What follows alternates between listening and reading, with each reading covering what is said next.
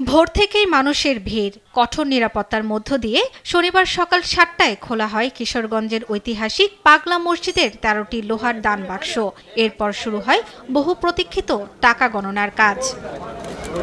এবারের গণনায় অংশ নিয়েছেন প্রায় ৫ শতাধিক ব্যক্তি। তাদের মধ্যে রয়েছে মসজিদ কমিটির সদস্য, বিভিন্ন মাদ্রাসার শিক্ষার্থী এবং ব্যাংকের কর্মকর্তা কর্মচারীরা।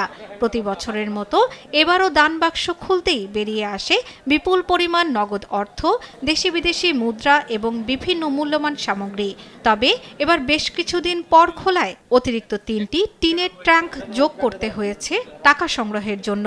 সব মিলিয়ে রেকর্ড ৪৩ বস্তা রয়েছে বলে জানিয়েছে কর্তৃপক্ষ। মনে মনে একটা অপেক্ষাও থাকে যে কখন দান বক্স খোলা হবে, সবাই মিলে একসাথে টাকা গণনা করা, এটা একটা ভালো মজার বিষয়। আমরা অন্য সময় প্রায় প্রতি ৩ মাস পরে পরে গণনা হইতো, কিন্তু এবার একটু বেশি সময় পরে গণনা হইতেছে, প্রায় ৫-৬ মাস পরে।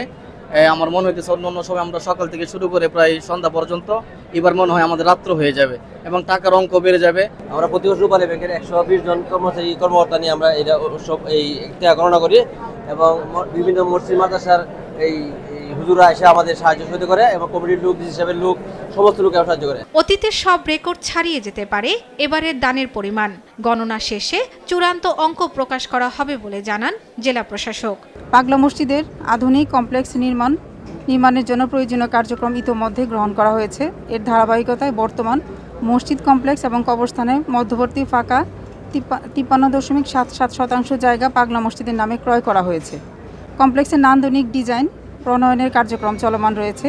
এখানে 13 জন এক্সিকিউটিভ ম্যাজিস্ট্রেট, 40 জন পুলিশ, 10 জন র্যাব এবং 20 জন আনসার সদস্য কাজ করছেন। এই দানের অর্থ ব্যয় করা হয় মসজিদের উন্নয়ন, মাদ্রাসা পরিচালনা, এতিমখানা এবং বিভিন্ন সমাজ কল্যাণমূলক কাজে। পাশাপাশি পাগলা মসজিদকে আন্তর্জাতিক মানের ইসলামিক কমপ্লেক্স হিসেবে গড়ে তোলার পরিকল্পনাও রয়েছে কর্তৃপক্ষের।